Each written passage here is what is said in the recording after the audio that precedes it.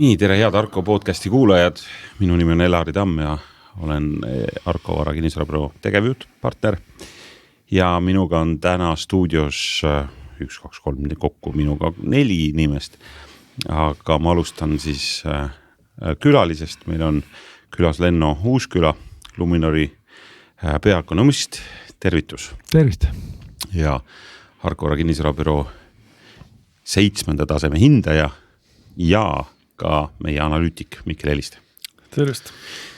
Kõik tiitlid ette ja siis on minust vasakul on Peep Ainsaar, Arko Vara kinnisvarabüroo juhatuse ja 5. taseme kutseline maakler. Ja minust paremat kätt istub ei keegi muu, kallid sõbrad, kui Elari Tamm, kes tuli täna just äripäeva konverentsilt kõnelemast. No, väga hea on selle pealt tegelikult edasi minna, et mis siis räägiti, aga see teema oli seal lihtsalt uusarenduste teema, aga me võtame täna kindlasti laiemalt. Aga ma ei tea, alustaks tegelikult sellisest nagu väiksest avangust, et Lenno, kus sa näed, kus me täna oleme? Oleme me betoonpõranda peal, põhi on käes õnneks või tegelikult on see illusioon ja ma ei tea, ma võin juba ette ruttavalt, et umbes 9 kvartalit tehinguaktiivsus on pigem olnud negatiivis ja kas see jätkub? Ja ega selles mõttes see jalad põhjas, aga see põhi on väga pehme ja sealt võib läbi vajuda veel üksjagu, et ei saa öelda, et nüüd on see põhi, mille pealt saab kindlasti hakata kiiresti kasvama ja eriti see puudutab kinnisvarasektorit. Seal see kohanemine võtabki kaua aega.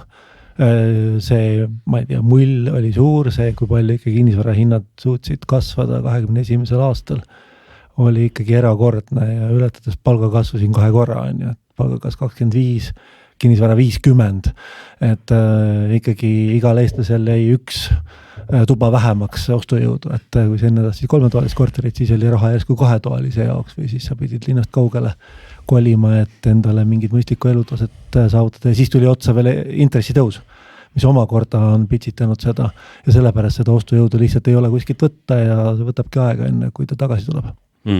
Mihkel, näed sa pessimistlikumalt või roosamalt seda, kus me oleme?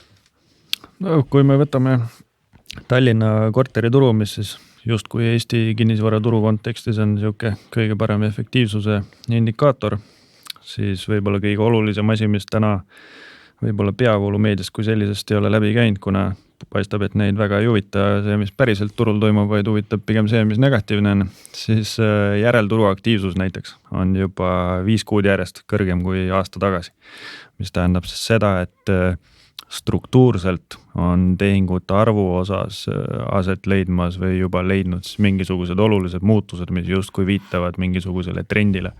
Kas see nüüd ka püsib? Näitab kogu see aasta põhimõtteliselt, aga kui lähme ka Tallinnast välja poole, siis sama järelturu aktiivsuse natuke kõrgem tase võrreldes aasta tagusega kipub ka juba esile kerkima siis enamik Eesti väikelinnade lõikes. Osaliselt võib see olla vähemalt ajutiselt seotud sellega, et halvenenud elamispinna kättesaadavuse kontekstis siis otsitakse alternatiivina võib-olla pigem seda vanemat elamispinda ja eeskätt võib-olla odavamat elamispinda. Ja uute korterite müük on siis oluliselt enam raskendatud täna kui järelturg, aga eks see aasta näeme, mis võib-olla aasta lõpuks saab, aga siiamaani mulle tundub, et teatud muutused, mis võiksid siis nii-öelda pikemas perspektiivis taaskord kasvutsükli alule viidata, et need justkui on juba toimunud. Et nagu oleks. Sina spetsialistina? Mina läheks, ma siin numbritest on täna nii targad mehed rääkimas, et vaataks emotsionaalsel tasandil. Ma olen viimasel ajal kuulnud just huvitavalt 2 sorti tagasisidet inimestelt. Üks on see, et tegelikult polegi väga hullu, kevad hakkab varsti kätte jõudma, küll läheb paremaks, mis puudub kinnisvara. See kevade kaart pandi lauale. Kevade kaart pandi lauale ja teine on samas, mis on huvitav, et ikkagi päris palju just räägitakse ja eile kuulsin 3 inimesed, ei tea, kas peaks Eestis mingid asjad maha müüma selleks, et osta kas Hispaaniasse või kuhugi midagi, et ei tea ikka liiga palju vist riskid ühes kohas praegu. Et see on ka teine pool nagu emotsionaalselt, võib-olla mõeldakse, et okei, mida selle valgel teha, mis siis nagu globaalselt meie ümber nagu toimumas on. See on kohale jõudmas on see, et hinnad on väga kallid Eestis. Ja kui sa võrdled nendega väljasöömise hindu Eestis Hispaanias, siis tõenäoliselt vaikselt on Hispaanias nagu soodsam. ja siis sa mõtled selle peale, et kui sa tahad väljas süüa ja kui inimesel on valik, siis ta tõesti hakkab sinna poole vaatama, et miks pikalt siin olla, kui saab muud moodi. Üks osa ju sellest tehinguaktiivsusest ongi ju seesama turvatunne ja selline tunne, et ma saan ja julgen nüüd kulutada seda raha, mida ma olen kogunud. Et kui säästud seal 2022 võib-olla suures osas turule jõudsid ja neid hakati siin telekate ja muude asjadega julgelt ära kulutama, siis täna nagu ilmselgelt inimesed taas püüavad mingit puhvrit luua endale. Et ma ei tea, Mihkel, kuidas sa näed, kuidas see turvatunne nagu kasvaks või mis selleks peab juhtuma, et inimesed tegelikult julgeks hakata rohkem jälle kulutama? Eks kogu makromajanduslik keskkond loomulikult peaks minema positiivsemaks, et alates tööturust, kus täna Lenno tõenäoliselt teab oluliselt paremini kui mina, aga võib siis eeldada, et sellised negatiivsemad sündmused ei ole tõenäoliselt lõplikult nii-öelda kulmineerunud, ehk siis selle aasta esimeses poolest tõenäoliselt vähemalt teatud sektorites tööturul olukord jätkuvalt halveneb ja nii kaua, kuni olukord siukega on, siis vähemalt kõikide potentsiaalsete koduostjate silmis ei saa kindlasti väita, et nende ostujulgus kinnisvara soetamiseks või ka mingite muude kestuskaupade lõikes, et see võiks oluliselt paraneda. Ehk siis pigem ma oleksin nii-öelda aasta teise poole osas natuke optimistlikum kui selle aasta esimese poole osas, kus me juba täna oleme ja kui me vaatame ka jaanuari ja veebruari tehingut arvu taset inimeste üleüldist kindlustunnet, kas või meie nii-öelda kinnisvarabüroo poolt pakutavaid teenuseid tellida, siis ma ei näe nagu, et ei maakler või ka hindamisteenuse lõikes nagu inimesed oleksid väga altid kohe neid lepinguid sõlmima, et kui paralleelselt aastasse 2021 tagasi minna, et kui öelda, et hindamisteenus maksab nii palju, saab sellel ajal kätte, siis rohkem küsimusi ei olnud, kuna lihtsalt oli tarvis, ostjaid oli palju, tuli konkureerida kellegagi, et võeti see töö, mille saab kõige kiiremini, ei olnud oluline, kas see on kallis või odav, aga täna ikkagi küsitakse, kas saab hinnast alla, kas saab võib-olla natuke pikema aja peale, et võib-olla see kiirus enam ei olegi nii tähtis, et kuna konkurent enam ei ole, et võib-olla oled ainuke potentsiaalne ostja mingisuguse vara juures, et olukord on selgelt nagu muutunud ja me näeme seda ka kinnisvaraettevõtete käibe osas, et selle raha teenimine kui selline tänases turukeskkonnas on oluliselt raskem kui veel mõni aeg tagasi. Lenno, 6,3% oli see viimane töötuse protsent praegu, et see tegelikult ei ole midagi väga hullu.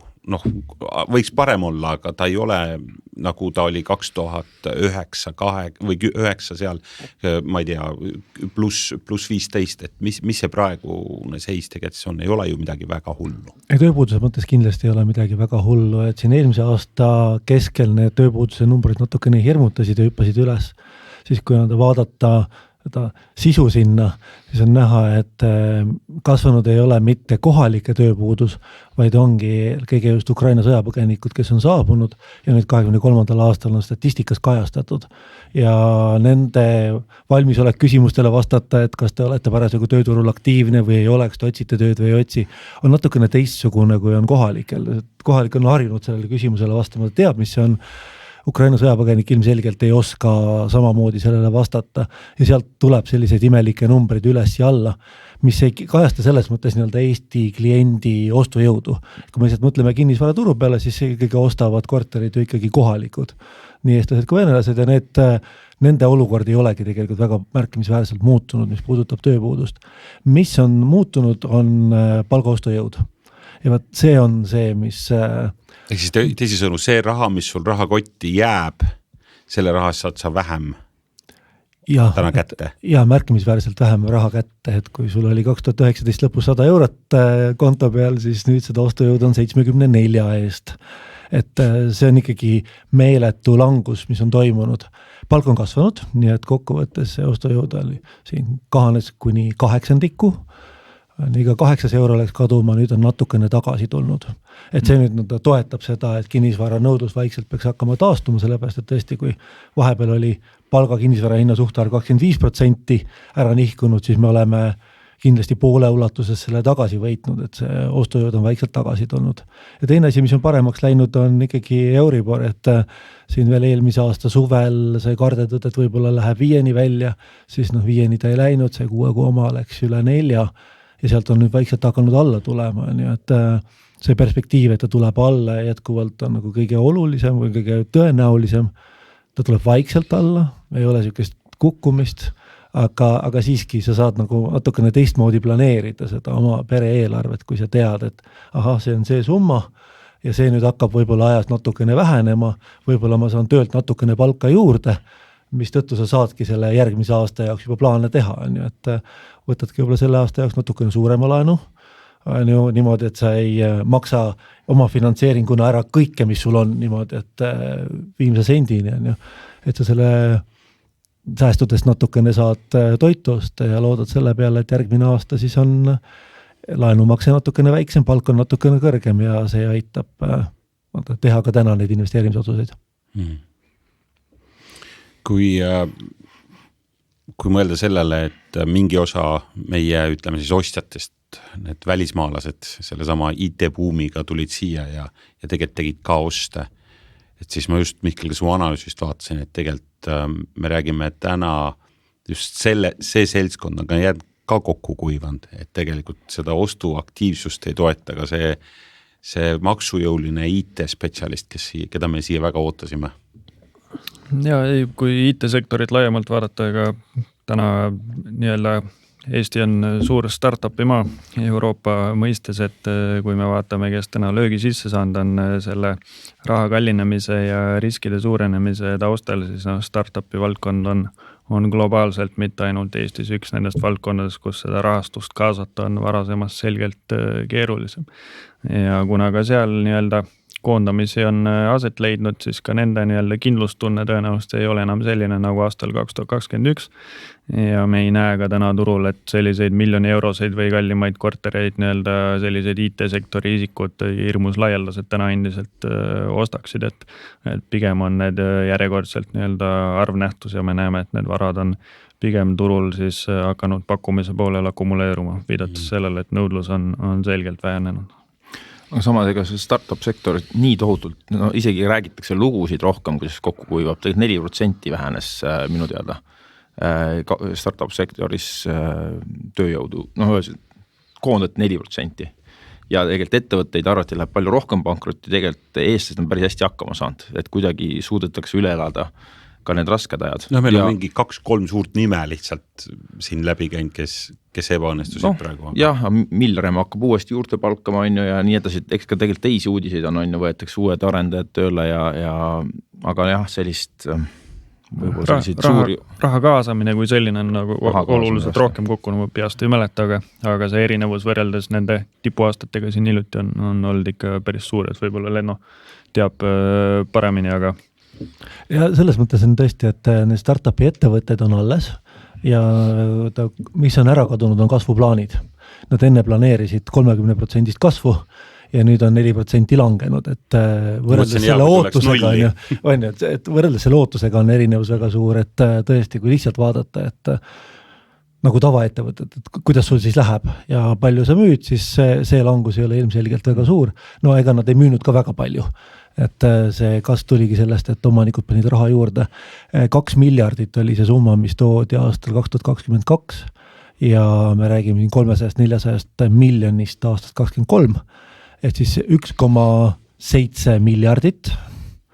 Neid nulle ma ei hakka kokku lugema, aga kui neid miljoni eurostest korteritest juttu oli, siis on ju 1000 tükki saab. 1 miljardi eest saab 1000 miljoni eurost korterit osta. Et see on see suurusjärk, millest me räägime ja et kui see raha ei mõjuta Eesti majandust või Tallinna kinnisvaraturgu, siis me oleme küll väga naiivsed. Ja ma olen täiesti kindel, et see mõjutab.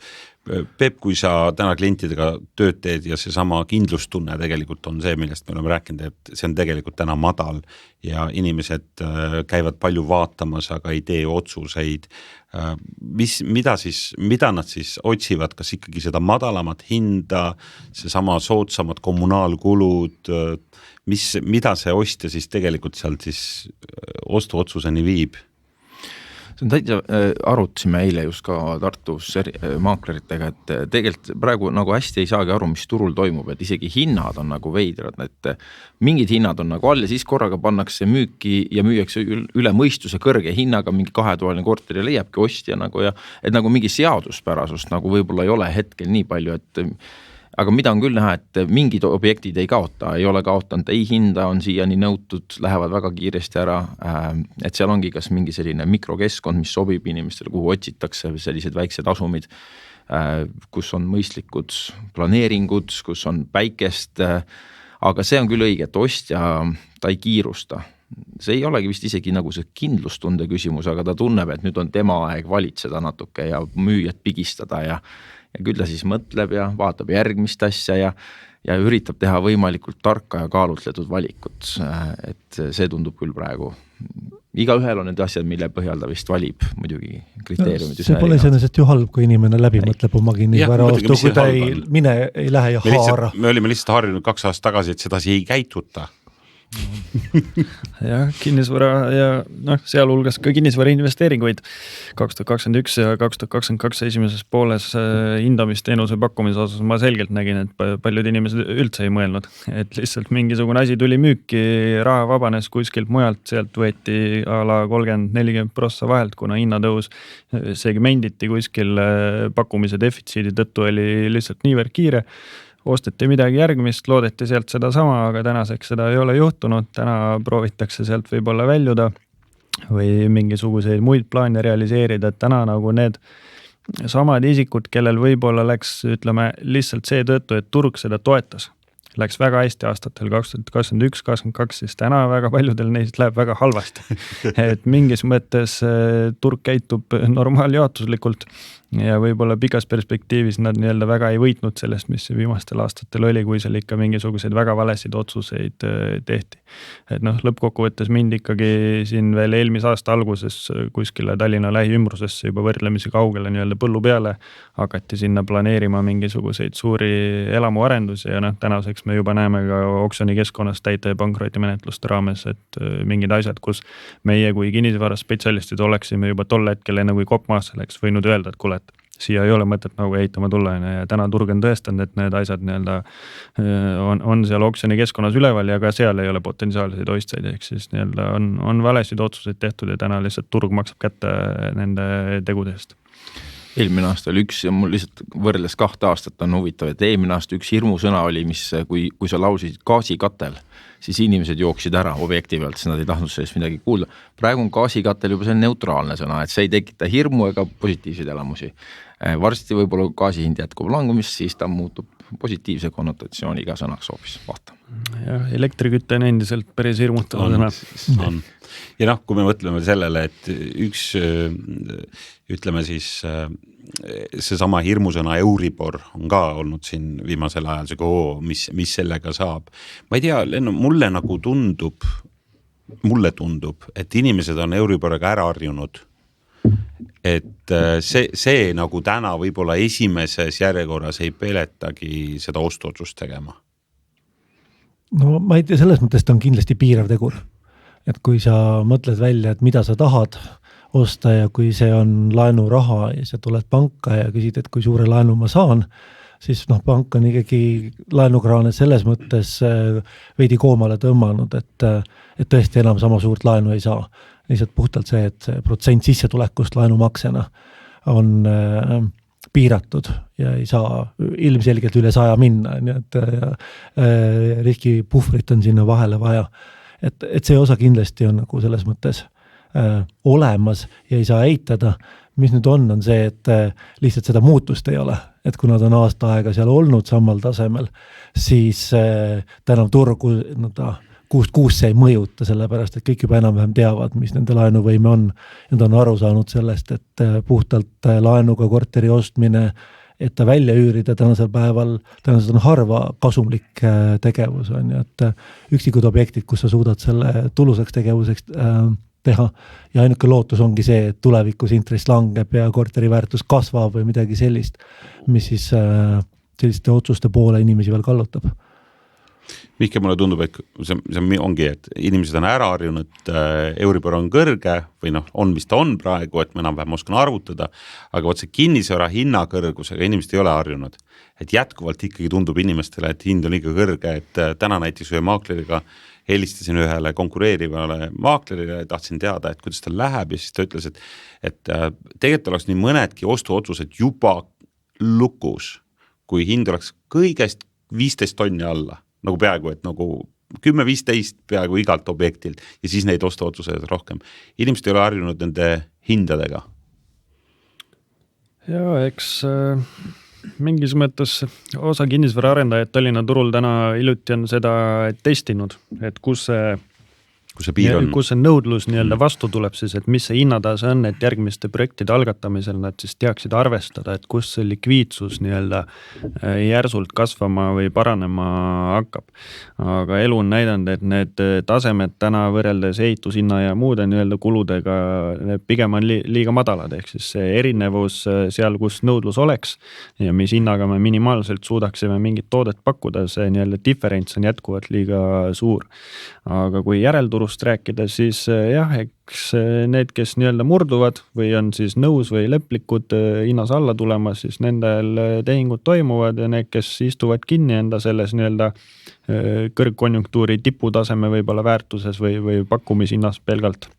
Et need varad kipuvad juba pikemat aega lihtsalt turul üleval olema ja osa neist on ka nii korterite kui üksikelamute turul kuhjunud. Ja mis näiteks ärikinnisvara puudutab, siis seal, kuna nii-öelda kapitalisatsioonimäärad justkui on läinud üles, kuna riskid on suurenenud, seal hulgas finantseerimine on läinud kallimaks, järelikult need varad peaksid olema nii-öelda odavamaks läinud, kuna ka üürindade tõus ei ole suutnud kaugeltki kompenseerida eeskätt finantseerimise kulu nii-öelda poolt, siis ärikinnisvara osas see differents kipub täna olema veel suurem, näiteks kui elamispindade turul, et kui seal ikkagi küsitakse näiteks 20% alla mingisuguse büroone tehingu osas, siis tõenäoliselt täna sulle keegi seal nagu vastu ei tule, sest kõik on harjunud sellega, võib-olla on isegi mingisugune eksperthinnang aastast 2022, mis veel aasta esimeses pooles kinnitas, et sellel varal ka päriselt võiks siuke väärtus olla. Aga üksikud nii-öelda tehingud on järk-järgult hakanud võib-olla toimuma ja võib-olla ei tulla seal 20% alla, äkki tullakse alla 10 või natuke vähem või tehakse mingisuguseid muid kokkuleppeid, mis selle diili nii-öelda võib-olla suudaksid kas või mingilgi määral siis soodsaks muuta tänases keskkonnas, aga ütleme müüjad, ma ütleks, et ikkagi on järk-järgult hakanud rohkem aru saama sellest, et hinda tuleb langetada, et jõuda müügini või vähemalt selles olukorras, kus sul on vaja seda müüki kindlasti teha, et kui sa oled ostnud omal uue korteri võlaõigusliku lepinguga ja su vana korter tuleb nii-öelda mingisuguseks tähtajaks ära müüa, siis need isikud täna nagu justkui ei pääse sellest, et sealt hinnast alla tule. Ja, nad võivad võtta mingisuguse koduvahetuslaenu seal seda 6 või 12 kuud edasi lükata, et seda raha sealt vabastada, aga laias laastus mingil hetkel nende jaoks saabub see hetk, kus seda raha on vaja ja nende tehingute osas me turul näeme, et need, kes ikkagi on sundolukorras teatud mõistes, siis sealt saab ka tehingust alla. No sama fenomen on tegelikult toidupoes praegu, et kui üldine hinnatase on kõrge, siis on suhteliselt inimesed otsimas soodushinnaga kaupa ja käivadki poes ja lihtsalt võtavad neid asju, mis parasjagu on soodushinnaga. Ma tunnen, et kinnisvaras on natukene samamoodi, et selleks, et seda head hinda saada, et see ei ole niimoodi, et üldine hinnatase on alla tulnud, vaid pigem ongi need üksikud pakkumised, mis on soodsama hinnaga. See toob selle hinnaindeksi alla, mida me vaatame ja üldiselt räägime, aga see ei tähenda seda, et iga objekti hind oleks natukene odavamaks tulnud. Turul peab otsima täna, et ei ole seda, et kõik on alla hinnatud, et tuleb otsida, tuleb vaeva näha. Ja noh, kes see konkreetne arendaja esindaja ütles seda, et näiteks mingite pakkumiste puhul ütles, et põhimõtteliselt ühtegi korterit ei osteta ilma, et tehakse pakkumist. Mitte ühtegi. 2 aastat tagasi iga arendaja saatis su uksest välja ja ütles, et mul on siin järjekord, et unusta ära. Täna on see, et lihtsalt küsimus on selles, kui oportunistlik sa oled. Et kas ja kui nahaalne ka muidugi. Et ta ütles, et tullakse seal, öeldakse 25 000 alla, öeldakse ei, 20, 15, 10, 5, 3 tonni saad, et tegelikult seal proovitakse seda vahemat päris nagu julgelt. Peep, sa kohtusid hiljuti ühe arendaja, kes planeerib Tartus päris suurt arendust, et 200 ühikut ja pluss oli vist seal, aga ma ei tea, minu mõnest on üks sellised fenomene, mida me täna turul näeme, et isegi kui arendajad ütlevad, et nii, me hakkame ehitama, paneme siia üles selle registreerimislehe, et me tahaks hakata nägema, et kes on huvitatud, siis tegelikult kliendi esimene küsimus on, aga kas te päriselt ka ehitama hakkate? Ja ma arvan küll, et siin arendaja poolt ei oska nii hästi võib-olla kommenteerida, aga konkreetselt selle konkreetse arenduse puhul jah, on ka nii, et ega see on ikka väga etapistatud ära, et ei ole nii, et ühe hooga paneme 8 maja püsti, vaid ehitame 4 etapis, kõigepealt teeme selle ja siis vaatame edasi ja ikkagi, ja siis isegi kahtleme, kas me alustame, vaata, et eks see... No seda klient nagu näebki sageli, et asjad on paberil hästi ilusad ja siis ta küsib maakleri käest, et aga kuule, kas see nagu päriselt ehituseks ka läheb? Noh, vaadates lihtsalt, mis see mõni aasta, 2 aasta tagune siis number oli meil, 2021 oli 4000 korterit osteti siis uut korterit. Eelmine aasta oli 1000 suurusjärg. Põhimõtteliselt küll, jah. Aga need 1000 osteti ka mitte eelmine aasta?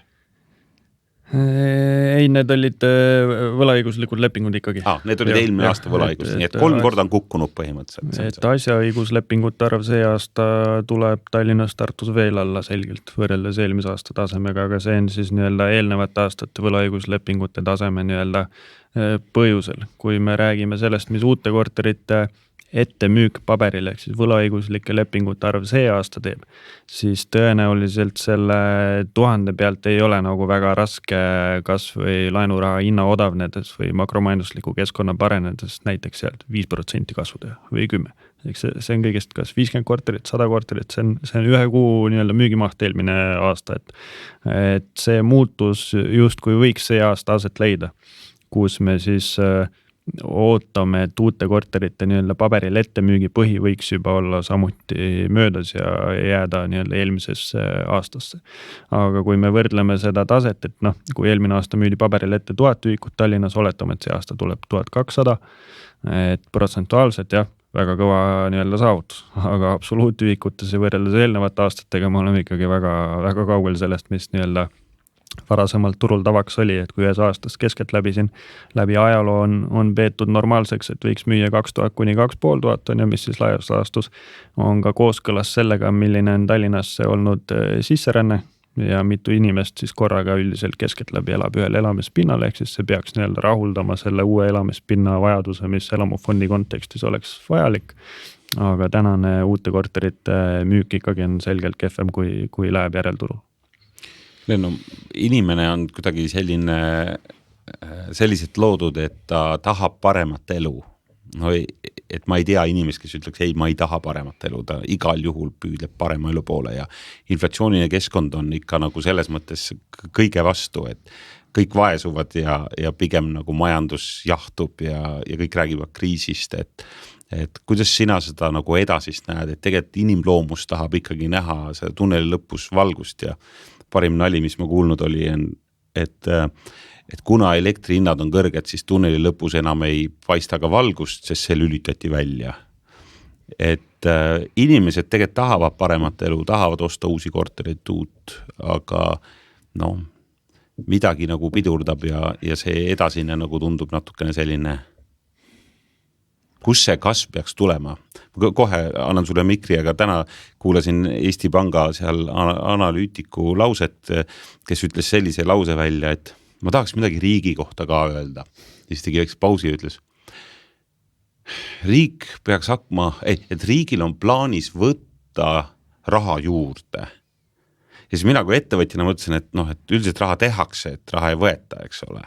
Et kust see kodanik siis peaks raha juurde saama nii, et ta ei võtaks seda. Et muidu me läheme sinna Rootsi ja muudesse majandusmudelitesse ära.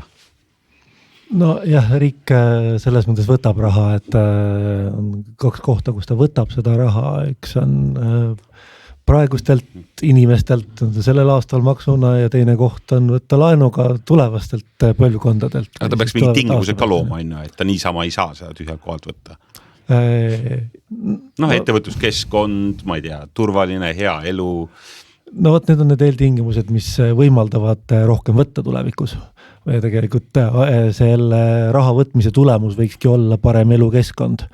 Et riigi mõte ja suures plaanis ongi, või see riigi rahanduse, riigi eelarve mõte on see, et ta loob meile paremat elukeskkonda, sellepärast, et igaühel meil on kõnniteed väga raske finantseerida, palju mõistlikum on koguda maksuna see raha kokku ja siis lasta riigil see kõnnitee ehitada, täpselt samamoodi on koolidega. Et kuna inimeste võimalused lastele kooliharidust pakkuda on väga erinevad, aga ühiskonna vaates on väga oluline, et kõik saaksid head haridust, siis on mõttekam jaotada need ressursid läbi maksude ja pakkuda seda teenust kõigile, sellepärast lõppkokkuvõttes võidavad kõik, on ju ka need rikkad, kes oma lastele saaksid muidu pakkuda väga head haridust, on ju, tihtipeale kasutavad tööjõudu läbi ühiskonna ja tegelikult on päris suur võit sellest, et targad inimesed on ümber. Et selles mõttes kindlasti on nagu õige, et riik peabki võtma raha nii tänastelt inimestelt kui tulevastelt inimestelt on ju, ja seda raha siis kulutama meie kõigi hüvanguks.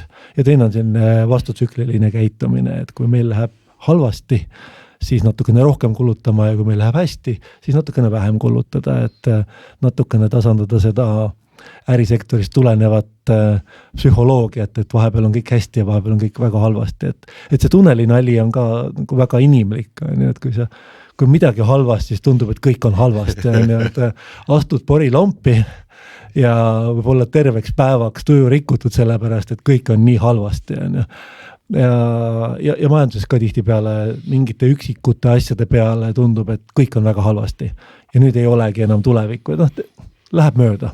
Kõik sellised hetked lähevad mööda ja majanduses täpselt samamoodi iga langus saab läbi ja tõusufaas algab. Aga see meil oli, ma küsin sult seda, et sa ütled, et kõik saab läbi ja kõik võib-olla ongi juba läbi saanud, sest ma mõtlesin, et eile just kuulsin sellisest loost meie kontoris, et näed, sa müüja leidis ostja, nad leidsid omavahel teineteist, ostja tahab minna tehingusse ja läks panka, saatsime pankadesse vihjed laiale ja vaikus ainuke, kes vastas kiiresti, oli muideks Luminor. Ja siis, aga siis hakkasin uurima, milles asi on. Siis tuli välja, et eriti väiksemad pangad, neil on praegu nii palju laenutaotlused, et nad ei jõua nagu tegeleda nendega ära. Et kas on tõesti niimoodi või see juhtus kuidagi seal meil seal selline lugu olema lihtsalt ja keegi tegelikult ei viitsinud tööd teha või on tegelikult laenutaotluste hulk väikestes pankades? Ma ei tea, ongi õpetajate kampaania, ma kuulsin Koobis on mingi selline asi ja et kuidas see käib praegu, mis toimumus on? No kui rääkida sellest, et inimesed valivad toidupoes allahindlusega tooteid ja siis nad kinnisvara otsivad aktiivselt ja mõtlevad, kust odavamalt saab, siis ega laenudega on samamoodi, et aktiivsemalt otsitakse paremat intressi. Sellepärast, et see on see koht, mis pitsitab, sa näed seda, et iga euro aitab sul natukene paremini hakkama saada ülejäänud elus.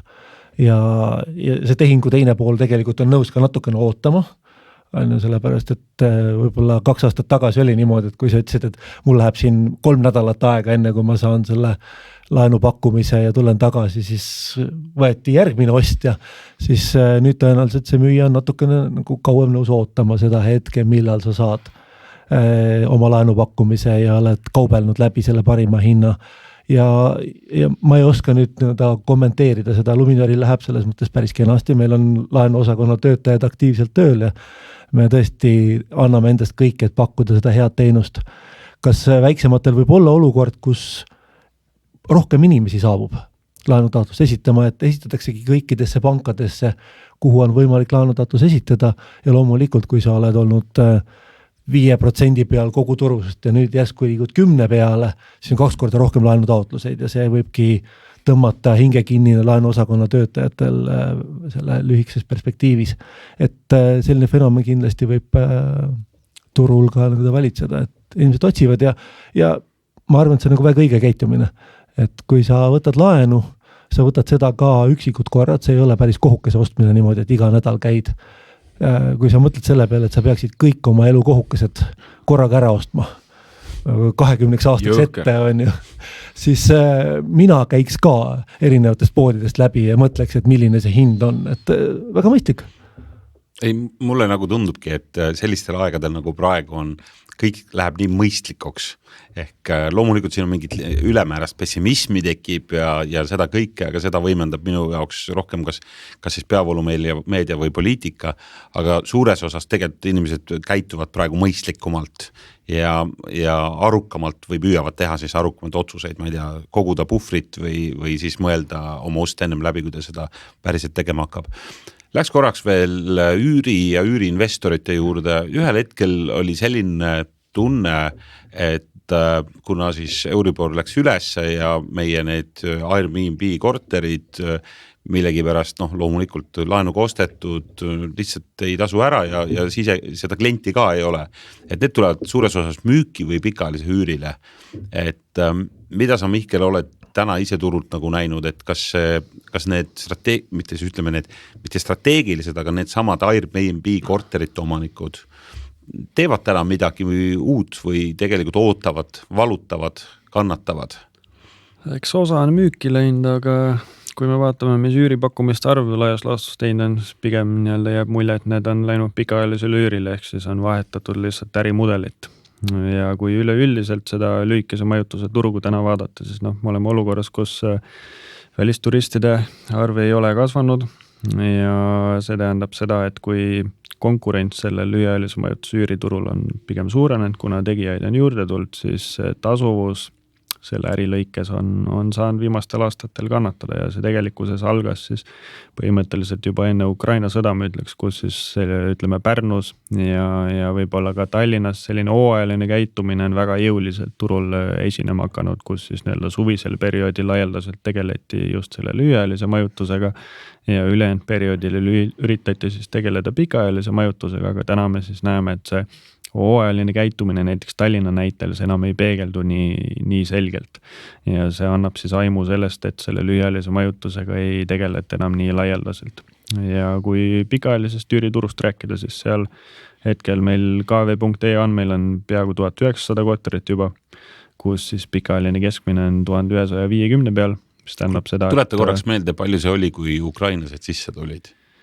Kas ta läks alla 1000? Kui palju madalamale kukkus, ma peast enam ei mäleta, aga see oli kindlasti alla 1000. See oli alla 1000 just. Et kui pikaajaline keskmine on 1150, siis jah, ma arvan, see võis olla võib-olla isegi mingisugune 600 näiteks, et ei pruugi teistpidi olla jah, arvestades ka hinnatõusu, mis tol hetkel sellega kaasa tuli, aga see tase väga kiiresti sai samasuguseks, nagu ta oli enne ukrainlaste tulekut, et juba selle sama aasta sügiseks oli sama palju pakkumisi kui enne seda, kui ukrainlased tulema hakkasid, ehk siis turg suutis sisuliselt pool aastaga või natuke enam, aga kogu selle turult kadunud mahu kompenseerida. Ja sealt edasi siis pakkumine sisuliselt on järjepidevalt tõusnud, üürihindade kasv on olnud pelgalt marginaalne ja täna siis uute üüriinvestorite hulk turul, kes alles soovivad siseneda, ma ütleks, et see on võrdlemisi marginaalne, me ei näe, et kinnisvara arendajad enda potentsiaalsete ostjate seas neid näeksid ja me ei näe neid ka täna näiteks hindamisteenuse pakkumise osas.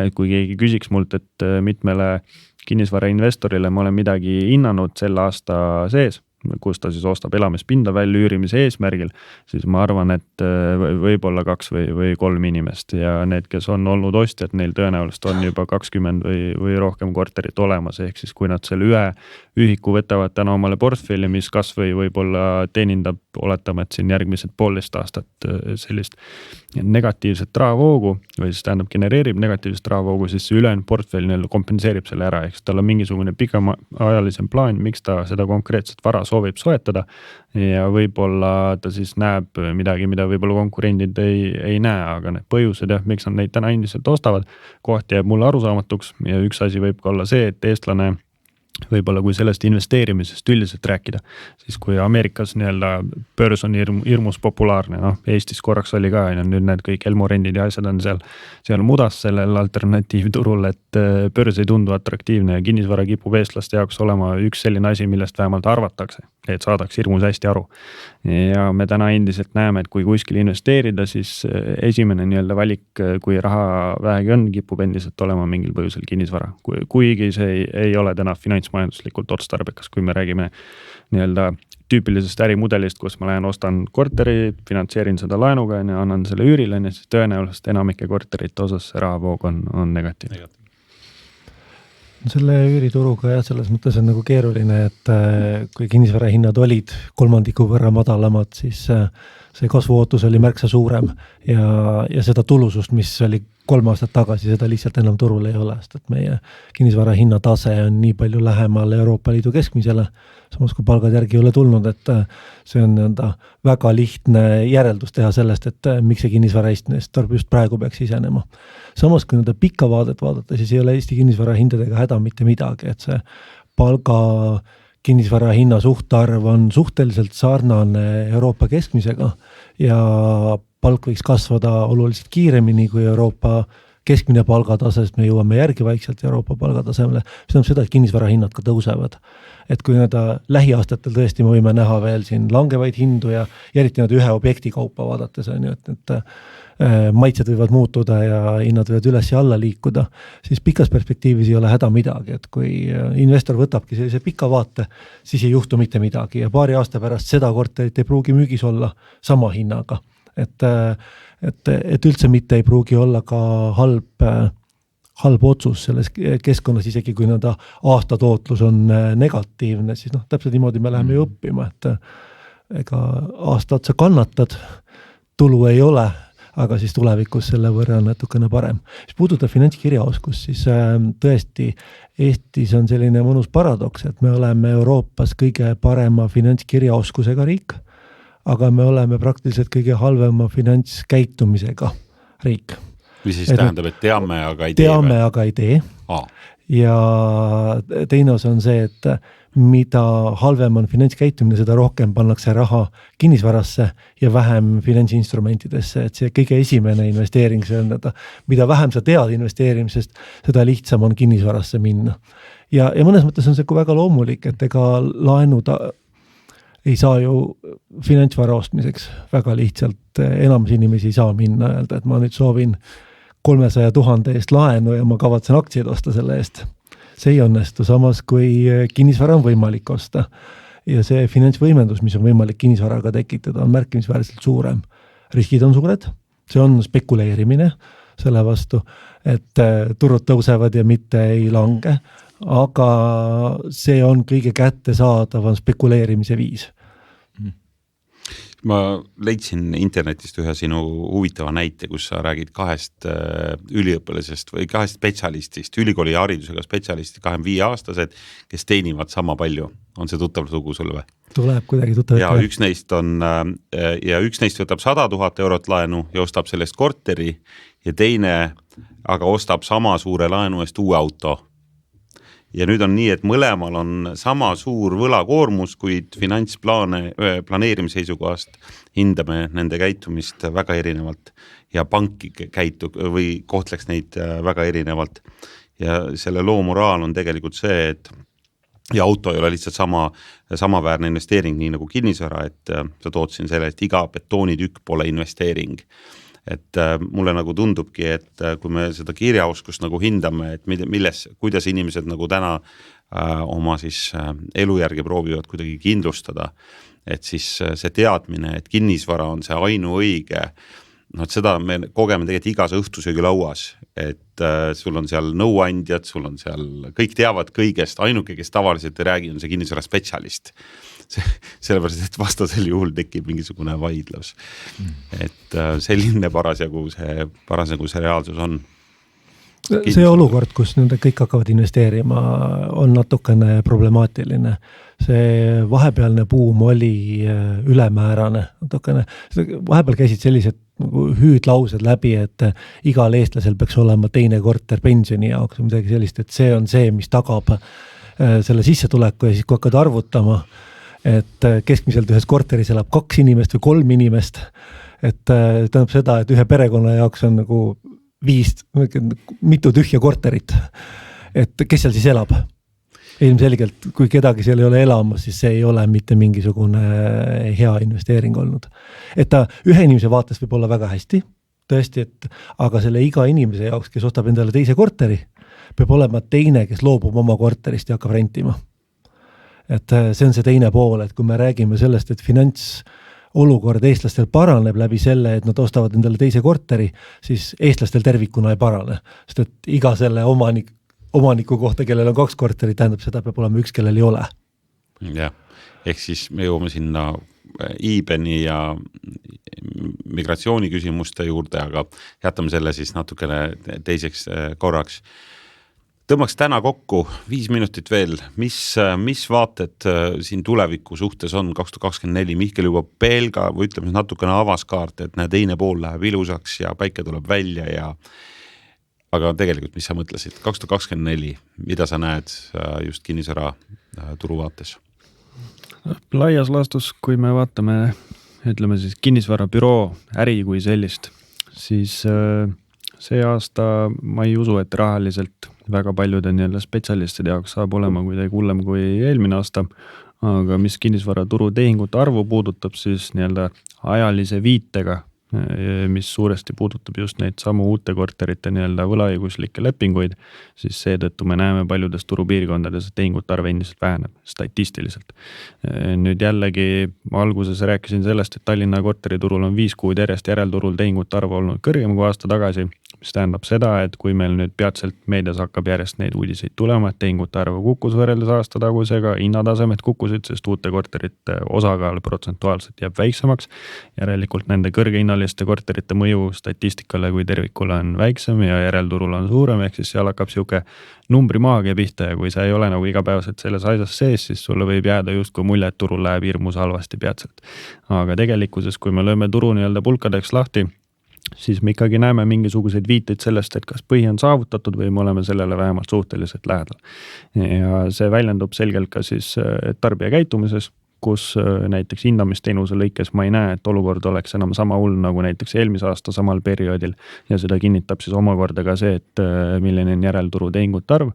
Ja nüüd, kui me paneme sinna kõrvale selle aasta teise poole, kus siis eelduslikult täna võiks oodata, et makromajanduslik keskkond hakkab võib-olla järk-järgult paranema, laenuraha hakkab võib-olla teataval määral odavnema, siis see kõik võiks mingisuguse ajalise viitega kaasa tuua ka tarbija käitumises selliseid positiivseid muutusi.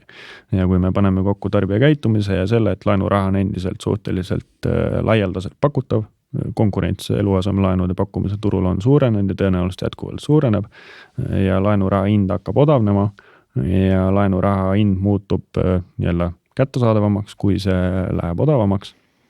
Ja ka tööturul olukord ei lähe siis nii hulluks, kui ta näiteks oli selle suure finantskriisi järgselt, siis võiks eeldada, et olukord hakkab minema paremaks järk-järgult. Aga ma ei ootaks siin kindlasti aastaga 2021 samasuguste sündmuste taas tulemist aastaks 2025, et seda kaugeltki mitte. Ja, sest Eesti Pank andis ka sellel aastale veel miinusmärgi, öeldes, et võime millestki rääkida järgmine aasta alles. See numbrimaagia on natukene mängus, sellepärast, et kuna kukkumine oli läbi eelmise aasta, siis eelmise aasta lõputase on märgatavalt madalam eelmise aasta alguse tasemest. Selleks, et järgmise aasta kasvunumber tuleks 0, peaksime kasvama sama palju, kui eelmise aastal kukkusime. Just. Et siis aasta keskmised oleksid samad. Et isegi selline kerge languse number ja 0,5% langust aasta võrdluses tähendab seda, et aasta jooksul peab majandus kasvama. Just. Et selles mõttes on natuke numbrimaagia, et kui öeldakse, et selle aastal on negatiivne, siis see tähendab seda, et peab kasvama. Et natukene tuleb enda peast tõlkida neid numbreid ja kvartalisse peab selle jaoks paremaks minema, et me saaksime selle väikse miinusegi kokku. Muidu see miinus tuleb päris korralik, et vist -2 on see, mis tähendaks 0 kasvu, et kus majandus oleks nagu eelmise aasta viimase kvartali tasemel. Ettevaatlik optimism on selle aasta võtmesõna, et see 2023 talv, see oli ikkagi päris kole kinnisvara mõttes, siis tõesti tehingud kukkusid ära ja pangavaates oli näha, kuidas laenutaotlused ei tulnud majja sisse. Et sealt taastumine toimus ikkagi kevadel ja selline natukene normaalne olukord taastus. Seda võiks olla natukene kõrgem see tehingute arv, jah. Kas praegu on raha selle jaoks? No hästi ei ole. Kui me räägime mõistlikest otsustest, siis tõenäoliselt ongi see tase praegu suhteliselt mõistlik, kui lihtsalt vaadata pereeelarvet ja seda, kui kallis on kinnisvara ja milline on intressimäär ja kui suur on ebakindlus. Kui majandusel läheb paremini, intressimäär tuleb alla, siis tõesti järjest rohkem need, kes on edasi lükanud oma otsuseid, võiksid tulla uudistama kinnisvaraturule ja vaatama, et kas on midagi sellist, mis oleks huvitav. ja mis on nagu oluline võib-olla, et see kinnisvara hinna kasv ei ole see asi, mida alati oodata. Et kinnisvara hinna kasv teeb osad rikkamaks ja teised vaesemaks. Need, kes on juba kinnisvara omanikud, need teeb rikkamaks, aga uued sisenejad teeb vaesemaks. Et see on alati niisugune põlvkondade vaheline jaotus ja ei ole selge, et kinnisvara hinna kasv on midagi sellist, mida me ühiskonnas vajame. Tihtipeale selline stabiilsed hinnad, võib-olla koos tarbijahinna indeksiga, koos üldise elukallidusega liikuv kinnisvaraturg on just see, mida me kõige rohkem ühiskonnale vajame. Selleks, et noored tuleksid turule, selleks, et inimesed saaksid lapsi saada, nad peavad tundma seda ka kindlust, et nende lapsed jaksavad kinnisvara osta. Ja mõnes mõttes see on osa sellest kindlustundest, mis ühiskonnale meid edasi viib.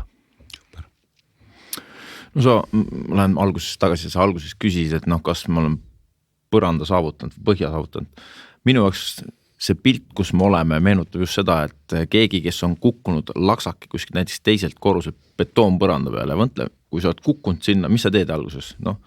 Alguses natuke vaikselt lamad on ju, oled segaduses natuke, siis proovid vaikselt nagu liigutama hakata, vaatad, kas kõik asjad liiguvad, natuke näed, et kuskil, mõni koht on valus, mõnes kohas natuke niriseb võib-olla verd ja marraskil on ju ja nii edasi. Aga siis sa vaikselt ennast püsti, hakkad komberdama, elu läheb edasi, päike tuleb välja ja ma arvan, me oleme täpselt sealt põrandal vaikselt liigutamas, natuke segaduses, mõned hinnad ei ole paigas, põhi alt ära enam ei kuku, hinnad ei tõuse väga, aga pole hullu, jäime ellu selle kukkumise, mis ei olnudki nii kõrge kukkumine. Just. Nii härrad, suur tänu selle vestluse eest. Ma loodan, et iga kuulaja sai siit mingisugust sisendit, loodetavasti ikkagi lõpuks optimismi, sellepärast, et pessimistidega on nagu ta on, et optimism tegelikult on midagi, mida saab harjutada ja ma arvan, et see, mida me siin harjutasime, oligi see, et tuleb vaadata natuke datat, tuleb natuke tunda inimloomust ja mõista, et tegelikult inimene tahab paremat elu ja otsib seda, nii et seda ettevõtjad teevad ja loodetavasti ka riik, nii et suur tänu tulemast, Lenno, sulle ja Mihkel ja Peep sulle ka, nii et edukat jätkuvat aastat. Aitäh! Aitäh!